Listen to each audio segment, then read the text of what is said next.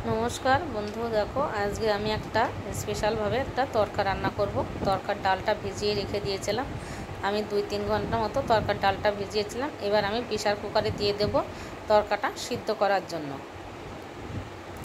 केउ कि बाटार दिए खेयेछो किना जानि ना, आमी आजके बाटार दिए रान्ना करब। सादा तेलो अल्प देब, बाटारटाओ एकटु देब। एबार आमी सेद्धोर जन्य जल दिए दिलाम, नुन दिए दिलाम, सिद्ध बसिए दिচ্ছি গ্যাস জেলে। আমার হয়ে গেছে, গ্যাসটা বন্ধ করে এবার প্রেসার কুকারটা নামিয়ে নিলাম। কড়াইটা আমি জেলে দিয়ে বসিয়ে দিলাম গ্যাসে। এবার আমি দিয়ে দিলাম সরষের তেল, দুটো ডিম ভেঙে দেব। ডিম দুটো ভেঙে এবার ভেজে নেব আমি আলাদাভাবে।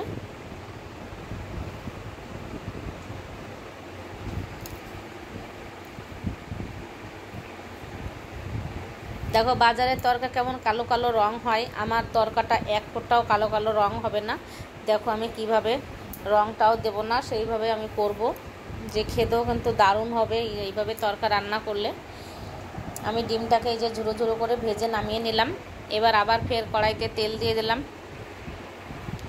দিয়ে এবার জিরের গুঁড়ো, পেঁয়াজ কুচানো, লঙ্কা দিয়ে দিলাম, রসুন, পেঁয়াজ কুচি, ধনের গুঁড়ো, জিরের গুঁড়ো, নুন, হলুদ আর দিয়ে দিলাম আদা কুচানো, আর দিয়ে দিলাম পেঁয়াজ একটু গ্রেট করে নিয়েছি।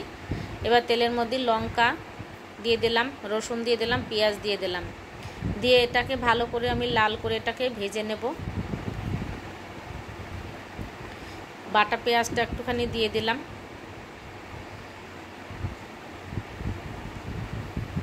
এবার আমি একটু কাশ্মীরি লঙ্কার গুঁড়ো দিয়ে দিচ্ছি। এই মশলাটা এবার দিয়ে দিলাম পেঁয়াজ ভাজার মধ্যে।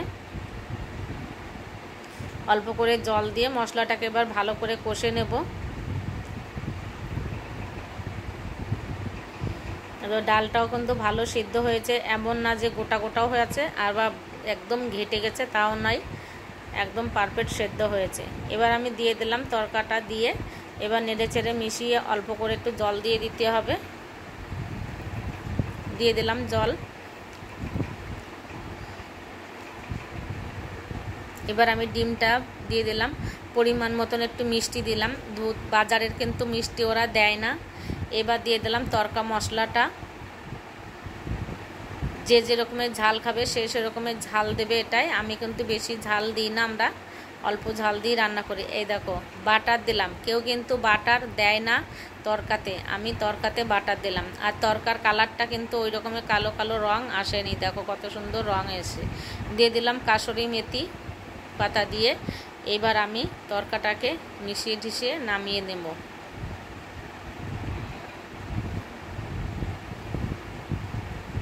গ্যাস বন্ধ করে দিলাম। এবার আমার তরকা রেসিপি কমপ্লিট হয়ে গেছে। দেখো কত সুন্দর কালার হয়েছে, খেয়ে দেখবে এই তরকা এইভাবে রান্না করে কতটা টেস্ট আসে। বাজারের থেকেও আশা করব এইটা টেস্ট বেশি ভালো খাবে তোমরা। দেখো রেসিপি কমপ্লিট হয়ে গেছে।